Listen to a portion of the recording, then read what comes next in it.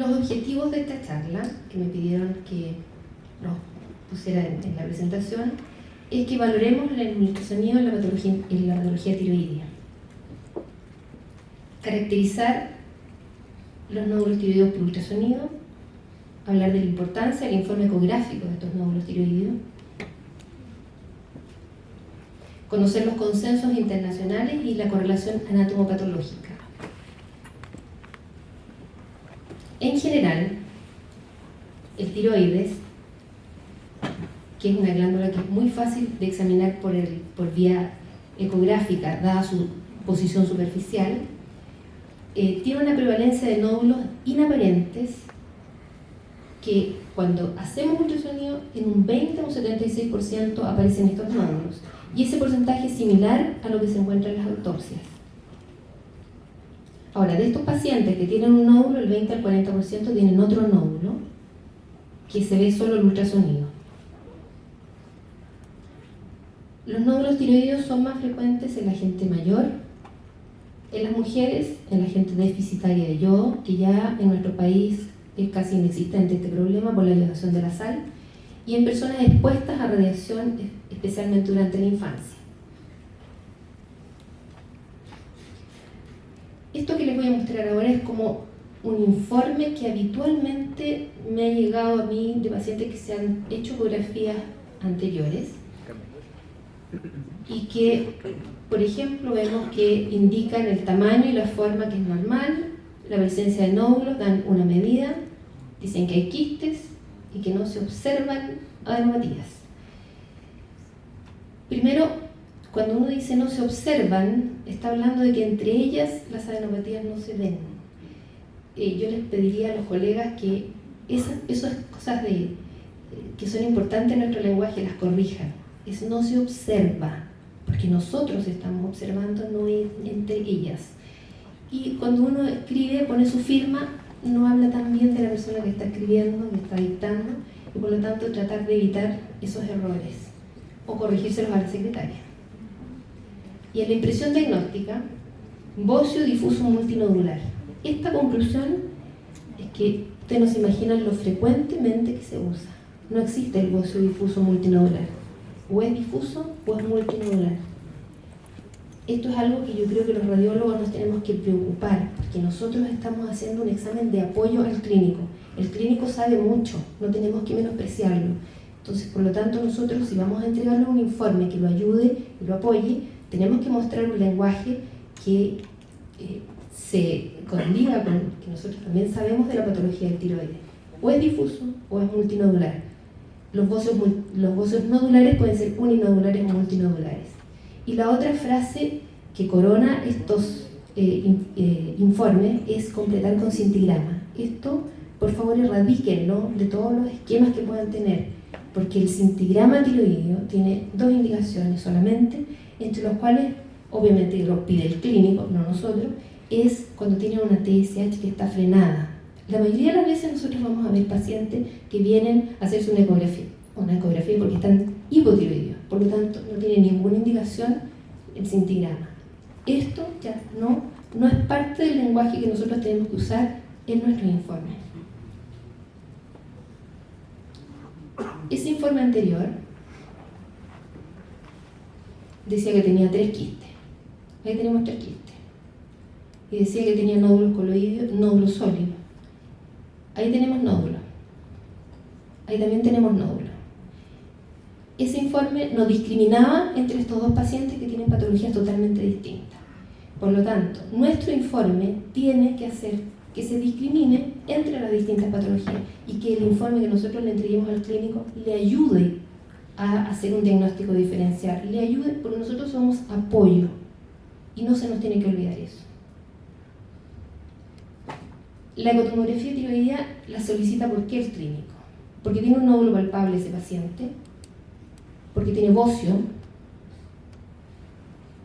porque tiene alteración del TSH, porque hay antecedentes de un cáncer familiar, un cáncer de tiroides en algún familiar, entonces están todos preocupados en la familia y necesitan saber si es que esta persona tiene o no también un nódulo.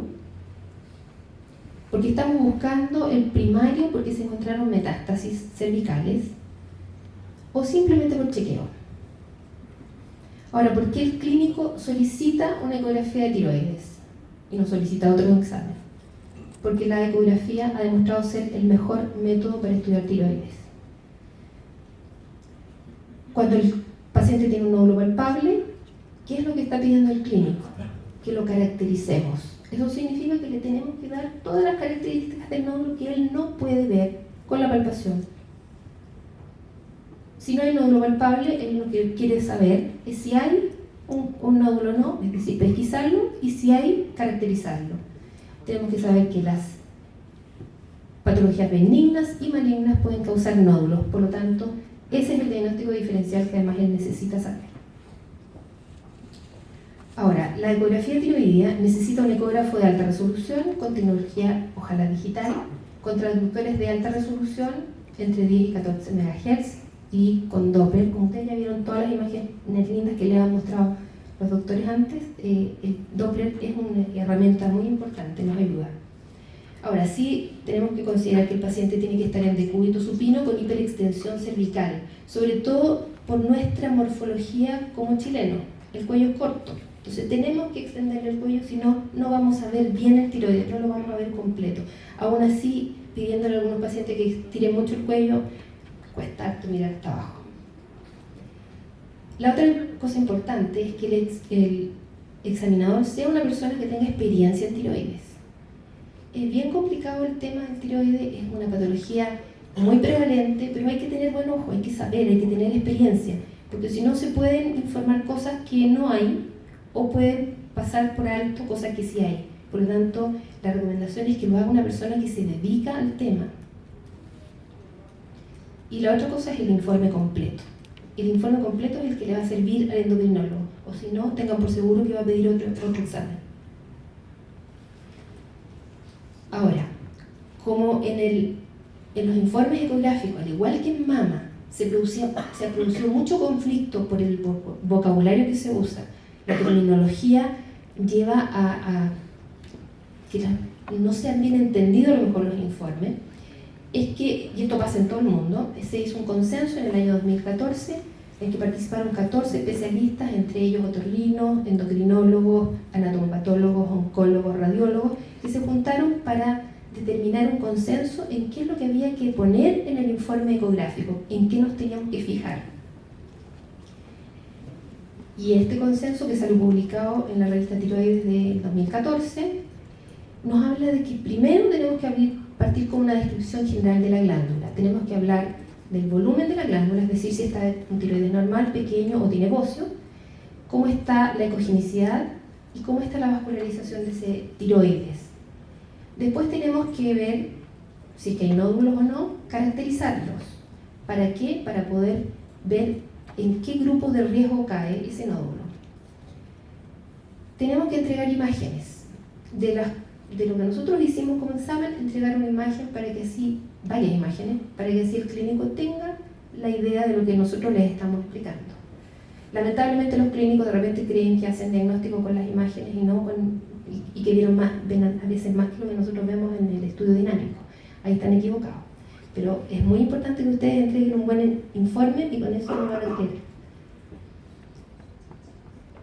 Tenemos que recomendar el estudio complementario cuando corresponda. Con todas estas cosas nosotros vamos a conseguir que el endocrinólogo que recibe el examen o el cirujano de cabeza y cuello nos crea. Y vamos a poder tener una relación más fluida y por ende con mayor ayuda al paciente. La caracterización de los nódulos, tenemos que saber decir en el informe en qué localización está, el tamaño, la forma, el número de nódulos que hay. Obviamente que si tiene más de 4 nódulos, ustedes no van a empezar a contarlos todos. La ecogenicidad, la ecoestructura, los márgenes de los nódulos, las calcificaciones que puedan tener, la vascularización. Ahora, en cuanto a la localización, tenemos que informar si el nódulo es derecho o izquierdo. Tenemos que decir si está en el tercio superior o en el medio inferior. El médico lo está palpando, por lo tanto, es cierto que él sabe dónde está, pero ese es el nódulo palpable. Tenemos que decirle dónde están los no palpables, sí que son importantes, o si no, si están en el istmo. Aquí tenemos un nódulo en el lóbulo superior, en el tercio superior, perdón, otro en el tercio inferior, otro en el tercio medio y otro en el istmo. Esas ubicaciones tienen que quedar en el informe. Después, en cuanto al tamaño, tenemos que decir si el nódulo es grande o es pequeño. Cosas tan simples como esas. Y dar las medidas de cada nódulo en sus 3 dimensiones, de los nódulos importantes. Después, la forma. ¿Qué forma tiene el nódulo? ¿Es redondo o es ovalado? Después tenemos que decir el número. Si es un solo nódulo, son 2 nódulos, hay más de 2 nódulos, o son muchos nódulos. En la ecogenicidad, un elemento que es específico para la ecografía, decir si son iso, hipo, hiper o anecogénicos. Nódulos isocogénicos, es decir, son iguales al resto del parénquima, que a veces son difíciles de ver. Nódulos hipocogénicos, yo me imagino que no es necesario que los muestre, pero los isocogénicos, por ejemplo, ahí hay uno. Nódulo hipocogénico, ahí se ve. O nódulos muy hipocogénicos como ese. Nódulos hiperecogénicos. O nódulos anecogénicos. Les pido disculpas por la imagen, la foto, pero lamentablemente la otra que tenía no la pude encontrar, donde se veía muy lindo, que era anecogénico, así como se ve aquí abajo, negro, y con refuerzo posterior del sonido. Después la ecoestructura del nódulo, si el nódulo es sólido, es mixto o es quístico. Un nódulo sólido, nódulos sólido-quísticos en que tiene porciones sólidas y porciones quísticas. Otro nódulo sólido-quístico en que la porción quística es esta, la porción sólida es esta. O nódulos quísticos como esta, en que lo único que aquí resalta no es que tienen las calcificaciones. Después, en los márgenes del nódulo, si los márgenes son regulares, irregulares, si hay presencia de halo, el halo hipocogénico. Nódulo con un margen muy definido, bien delimitado, con un poquito de refuerzo posterior del sonido. Un nódulo que no tiene los márgenes tan definidos como el anterior. Un nódulo que casi no se identifica, hay que mirarlo con mucho cuidado para darse cuenta que está ahí. Más que nada la hipocogenicidad es lo que nos indicó que estaba el nódulo. Otros que tienen márgenes irregulares, lobulados. Otros que tienen márgenes rodeados por un halo hipocogénico. Y aquí hay un nódulo que no tiene casi límites. Se ve muy mal. Después las calcificaciones, que pueden ser en cáscara de huevo, gruesas, puntiformes. Este es un nódulo que tiene calcificaciones periféricas a modo de cáscara, que de repente cuando están muy calcificados en la periferia cuesta bastante funcionarlo. Hay que buscar alguna ventanita. Calcificaciones gruesas como esa, más gruesas como esta, son macrocalcificaciones. Esta otra calcificación central que casi ocupa todo el nódulo. Microcalcificaciones son estos puntitos ecogénicos que la mayoría incluso no dan sombra acústica. Estas calcificaciones que hay micro y hay otras un poquito más gruesas. Aprovechamos de ver que son contornos irregulares, micronodulares. Y ahí hay más microcalcificaciones, estas están agrupadas como casi un anillo. Otras calcificaciones, microcalcificaciones en el interior, otras medias pseudoanulares. Todos estos son cánceres papilares. Y este es un paciente que tiene un nódulo, que tiene microcalcificaciones dispersas y tiene todo el resto de la glándula con microcalcificaciones. No les puedo decir la confirmación porque este es un paciente de la semana pasada, un niño de 16 años. Y en cuanto a la vascularización, saber si la vascularización en estos nódulos está ausente, es periférica o está en el interior del nódulo. esa vascularización puede ser del interior del nódulo, puede ser mixta, con vascularización periférica o sin vascularización periférica. Lo que importa es la cantidad de vascularización central que tiene, como nódulos como este que no tienen vascularización en su interior, nódulos con vascularización en la periferia, nódulos con vascularización en la periferia y un poco en el centro, tiene poquita central, y este que tiene harto en el interior, pero también tiene alrededor. Esta vascularización, mientras más intensa es un factor de riesgo. Ahora, importa mucho el Doppler, como les había dicho, que usemos ecógrafo con Doppler, porque en este caso, que es un paciente que tiene una tiroiditis crónica, que tiene áreas pseudonodulares, que efectivamente aquí se ve una imagen más nodular, cuando ponemos el Doppler nos damos cuenta que efectivamente es un nódulo que no es solo tiroiditis, es un nódulo y apareció una lesión folicular en la punción. Ahora, los signos de sospecha de cáncer tiroideo en los nódulos, en la ecografía, es que sean sólidos, que tengan una ecogenicidad menor al resto de la glándula, es decir, sean hipocogénicos, que su ecoestructura sea heterogénea, que los contornos de estos nódulos sean irregulares y estén mal delimitados, que sean más altos que anchos, que estén vascularizados y que tengan microcalcificaciones. También las calcificaciones gruesas se ven en los cánceres, así que no solo microcalcificación, uno puede tener cánceres con calcificaciones gruesas. Ahora, en el informe ecográfico estandarizado del cuello, la doctora Horvath presentó en el año 2009 su trabajo de los TIRADS, que muchos de ustedes ya deben conocer, y que pretende que existe un lenguaje común para entendernos entre los clínicos y los radiólogos, en que entreguemos las herramientas con nuestro examen para que el clínico pueda determinar los pasos a seguir. Nosotros obviamente que podemos sugerirlo, pero el clínico tiene todos los antecedentes, por lo tanto va a ser él el que va a decidir qué es lo que va a hacer con el paciente. Nosotros podemos sugerirlo, y en el TIRADS, ustedes saben, tiene una clasificación de 1 a 6, en el cual el 1 es normal, el 6 ya es un cáncer desconocido.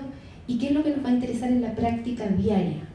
Es encontrar los nódulos que sean sospechosos de cáncer, es decir, los que se catalogan como TIRAD 4.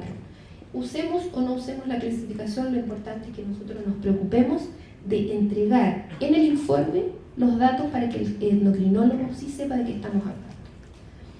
Se hicieron estos estudios posteriores, el doctor Park, que lo publicó en el 2009, un tiempo después de la doctora, en que empezaron a analizar los mismos hechos, digamos, de la ecografía, tratando de organizarlos mejor, tratando de dar como enfoques para que los radiólogos nos ciñamos a este vocabulario común para poder hacernos entender. Y Cabo, que es el último, en el 2011, también hace lo mismo y dice que cuando tenemos 4 criterios de estos de los nódulos sospechosos, alta la probabilidad de que esto sea un cáncer. Ahora, todas estas cosas, si nosotros las aplicamos o no en la escritura, lo que tenemos que sí hacer es haber dado un buen informe. Esto va a permitir entonces que la estandarización sirva, primero que nada se use bien, y esta estandarización efectiva llegue obviamente al paciente. Aquí hay un cuadro de lo que la doctora Horvath presentó en su trabajo. Lamentablemente, yo no lo uso, y no lo uso precisamente porque yo me preocupo de darle todos los detalles al clínico en el informe. El informe, habitualmente estos clínicos manejan esto y van a encontrar que está todo en el informe, por lo tanto van a poder hacer ellos mismos la clasificación.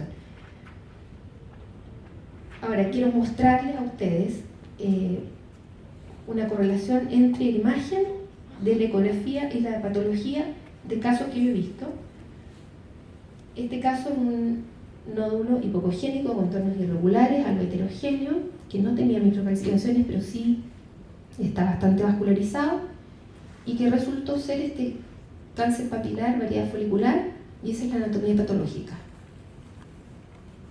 Después otra imagen de carcinoma papilar, en que esta es la imagen que nosotros obtuvimos en la eco, y unos meses después, cuando se logró operar en el sistema público, este es uno de los cortes donde estaba la lesión. Carcinoma folicular, que es más raro. El papilar, usted sabe, es la variedad más frecuente, este es un cáncer folicular, es la segunda variedad de los cánceres diferenciados. Esa es la anatomía patológica.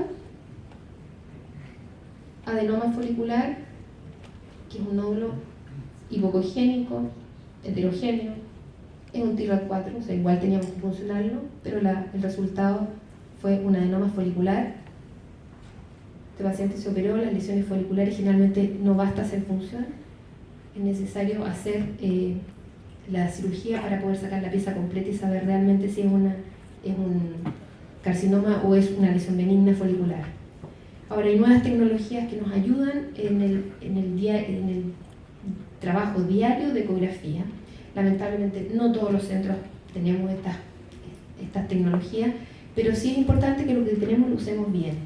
El Doppler, el B-Flow, que el doctor Midman mostró lindos casos, unas imágenes muy bonitas, permiten pesquisar la vascularización que a veces no vemos con el Doppler normal, con el Doppler común.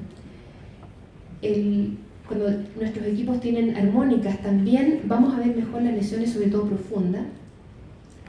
La visión extendida panorámica es muy útil, sobre todo en estos casos de tiroides muy grandes, en que podemos hacer una visión panorámica. Vemos el tiroides desde uno de los polos hasta el otro, en una sola imagen. No tenemos que cortarla y entregarla en varias imágenes. Eso obviamente que hay que manejarlo y tener experiencia para manejarlo, porque si no podemos darle un largo al tiroides que no tiene. Estos sistemas que tienen los ecógrafos más modernos, en que arreglan la imagen con software, hace más fácil ver. En los ecógrafos antiguos nosotros teníamos que tener mucha imaginación. Ahora no hace falta la imaginación. Los ecógrafos son tan buenos, son tan buenas las imágenes, que es cosa de que nos fijemos y pongamos atención, que seamos muy cuidadosos. Los estudios volumétricos se recomiendan para los estudios preoperatorios, preoperatorios y postablación, con las distintas técnicas para ver la disminución de los volúmenes de esto, y la elastografía, que en realidad todavía no está probado, pero es un método que ayuda a determinar si un nódulo es más esquístico o es sólido, más duro. Eso nos va a orientar a una patología maligna. Obviamente que no está disponible en todos los centros, así que hay que conocerlo nomás. Y el hecho de usar contraste por ultrasonido, que ayuda mucho a visualizar los nódulos, a delimitar mejor sus contornos, es útil cuando hacemos intervencionismo en nódulos que no se ven tan claros, pero es un insumo caro y no todos los pacientes pueden pagarlo, así que muchas veces nos tenemos que acostumbrar a trabajar sin medio contraste, la mayoría de las veces. Les presento este nódulo, que es una masa en realidad solidoquística prominentemente sólida, que está rodeada por un halo hipocogénico parcial, tiene dos punciones negativas, y este fue el primer nódulo, ha sido el primer nódulo que se ha hecho tratamiento de ablación con radiofrecuencia aquí en Chile, que lo hice en junio de este año y que estoy esperando que los demás doctores partan con su radiofrecuencia para que tengamos un estudio clínico y podamos presentarle a ustedes los resultados para que se animen y puedan hacer estos tratamientos que deberían estar en las manos de los radiólogos, que no las tomen otros especialistas, porque nosotros tenemos más experiencia en las imágenes, por lo tanto podemos tener un mejor manejo y podemos lograr mejores resultados. Estas son imágenes mientras estamos haciendo la radiofrecuencia. La imagen que ustedes ven lineal es la aguja que se usa, el electrodo, y eso es lo que está apareciendo ahí, son microburbujas cuando se empieza a hacer la ablación con radiofrecuencia. Después la glándula se va llenando de estas microburbujas, entonces nosotros siempre partimos por la parte posterior y vamos subiendo, y después el nódulo queda lleno de esta burbuja. Este es el control que se hizo en el paciente al mes, en que se ve estas zonas hipocogénicas heterogéneas, es donde fue mayormente ablacionado el nódulo, y este nódulo ya al mes había disminuido en uno de sus ejes casi 10 milímetros. Este es un corte transversal, donde ustedes vean que nosotros también podremos hacer tratamiento así como lo hacen otros intervencionistas. Muchas gracias.